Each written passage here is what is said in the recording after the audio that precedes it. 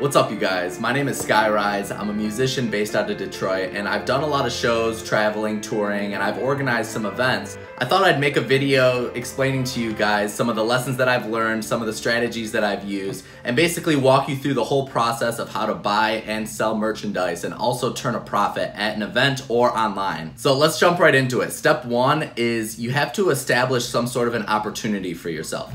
You can't just buy merchandise and hope for the best. I actually had a friend that did this and it didn't work out so well. That opportunity can either be a show if you're a musician, a fundraiser if you're organizing some sort of an event, or you could really just sell your merchandise online too. You want to have someone at your event that knows what they're doing or has had some sort of merch sales history in the past. That's one thing that I realized at my event in Miami. The event was super successful. I booked a bunch of DJs, we made a bunch of money at the door, and I had merchandise, but I didn't have a person that I could rely on to sell the merchandise. I didn't have anyone at the merch table at all, and that did not work out as well as the show that I did last weekend, as a matter of fact.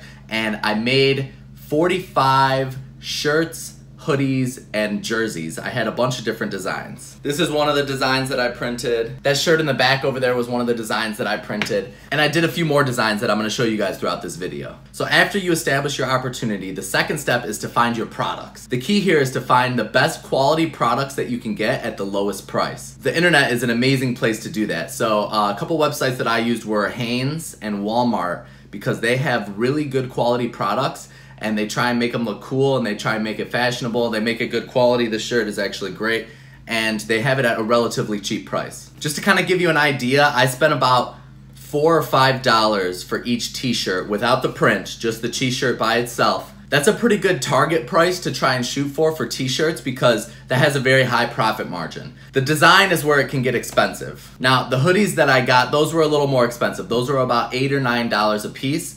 But you can charge a lot more for a hoodie than you can for a t-shirt. People are actually willing to pay more for a good quality material hoodie. This also really depends on where you live. If you're living in a hot climate, maybe people aren't gonna wanna buy hoodies. And last but not least, I sold jerseys, and here's what they looked like. They turned out really good. These were a huge hit because it's something that's unique. This is my emblem on the side here that I designed. It's something that people can't really get anywhere else. I put my name right here on the back with double zeros. This was actually the most expensive thing that I printed, and it also had the lowest profit margin, but I thought that it was something that was cool and that people would want, and I was actually really right. So I charged $40 for these. I spent about $15 a piece for each of these. So after you pick which products you want to use, step 3 is going to be the design phase. And I know some of you out there might not have much design experience, but you do want to have either a logo or something to print onto these t-shirts. You can't just sell blank t-shirts, obviously. Now, you can use Photoshop. There's a lot of other editing softwares that you can use to make some designs. I actually made all of these in Photoshop myself. And also, a lot of these companies that are gonna be printing your designs are gonna ask for a vector. Before this whole process, I thought a vector was just a PNG file, but I soon learned that you have to use Illustrator, which is another Adobe software, and create a path around your logo so that they can essentially scale it to any size that they want and it'll still not be pixelated, you know? If I just sent them this in a simple JPEG file and they tried to blow it up 24 inches, which is what the size is, it would look distorted and look pixelated and it wouldn't print as good. So if you're artistic and you're design savvy, you can design something yourself and slap it onto a shirt, a hoodie, whatever you want. But if you also want to pay someone to design something for you, I'll put a link in the description below to a website where you can go and basically have a bunch of different graphic designers make a bunch of designs, and you basically approve which one you want, and you only pay for the one that you want to. The reason the design phase comes after the product phase, in my opinion, is the design is very contingent on which products you're getting. So I printed this design on the t-shirt and the hoodies, and I printed this design on the t-shirts and the hoodies as well. So it was about half and half. Okay, so the next step, the fourth step, is the printing phase. And I actually took it upon myself this time around to do all of the printing.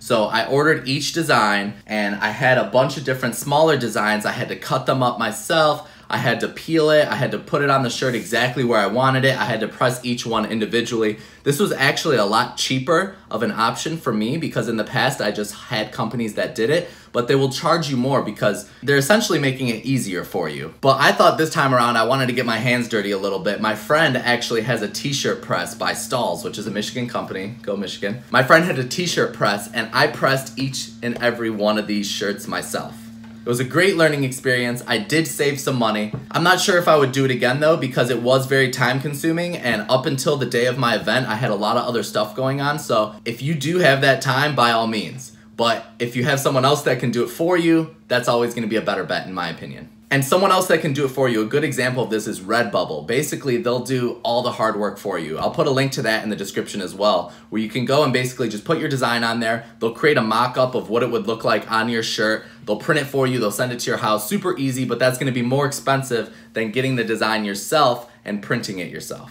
Also, another thing that starts to rack up costs when you're making this merchandise is multiple print sites. And what I mean by that is, this is one print, and if you wanted something on the back, that's gonna be a second print. If you want something on the shoulder, that's gonna be a third print. These all start to rack up costs because they can't all press it in one go. They have to do it in 2, 3 separate presses. I found that printing the shirts myself allowed for a lot more customization and allowed me to get the exact final product that I wanted. I feel like if I were to want someone to make this for me, it would be a really difficult task for a company to really understand exactly what I wanted, where to put each piece. You'd have to give them the dimensions and use their website to mock it up. Each method of printing does have its pros and cons. So I graduated from the University of Michigan with a degree in digital marketing. So I know that the 5th step right here is gonna probably one of the most important things that I might be able to offer to you guys.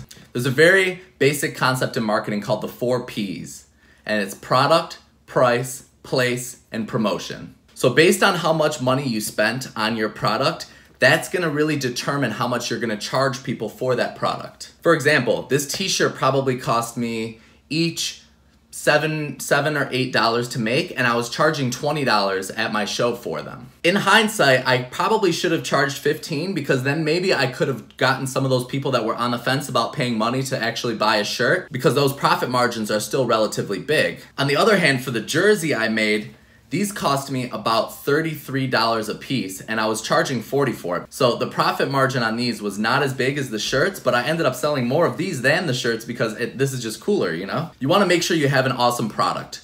Check that off the list. The jersey, I felt that was an awesome product. The price, maybe I could have charged $45 for it. The jerseys just seemed to be the best seller. I think part of that was due to the fact that I was wearing my own custom jersey that was different from the rest of the jerseys on stage and hyping everybody up. And that brings me on to my 3rd P, which is promotion. So you not only want your merch table at the event to be looking good, well lit, the products to be displayed in a visually appealing way, you also want to do some promotion at your event to really draw people's attention to the table even more. If you have a microphone, or if there's someone that's hosting the event, have them come onto the mic and say, hey, we're selling merchandise. Go talk to my girls at the merch table and we'll give you a deal at the end of the night, something along those lines. It also might be a good idea to bundle some products together. So if someone wants a jersey and a t-shirt, the t-shirt's $20, the jersey's $40, that's a total of $60, but I'll give it to you for $50 if you buy both. That's just a way to make sure that you're getting rid of all of your product. So now let's talk about the 4th P, place. The event that I was at, people were buying food, they were buying drinks, they had their wallets out and ready to go, which really tells me that they're more willing to buy merchandise. If you're at a fundraiser or if you're at a free event and no one has to pay to be involved, in my opinion, they're less likely to buy because they didn't have to spend any money in the first place. So you'll get a lot of those people coming that are just there to experience it, see what they can get for free, and those aren't really the people that are gonna buy merchandise unless they absolutely love it. Another really profitable place that you guys can sell your merch at is online, obviously. I have a website, and Squarespace offers you an area where you can set up a whole shopping cart, a merch section on your website where people can click and see all of your products organized in a good way. Obviously, you'll need to get good photos of your products, people wearing them, people not wearing them, what kind of material is it. You'll have to document all the details, the specs for people to actually buy it, where you don't really have to do that if you're selling it at an event. People see it, they want it, they buy it. Online, it's a little bit of a different story. And 2 websites that I know do it very well are Ecommerce, which links very well with WordPress, and I know Squarespace, which is what I use for my personal website, offers a way for you to list all of your merchandise or products, any sort of products that you want to sell on your website. I want to leave you guys with a few key takeaways from what I was talking about earlier.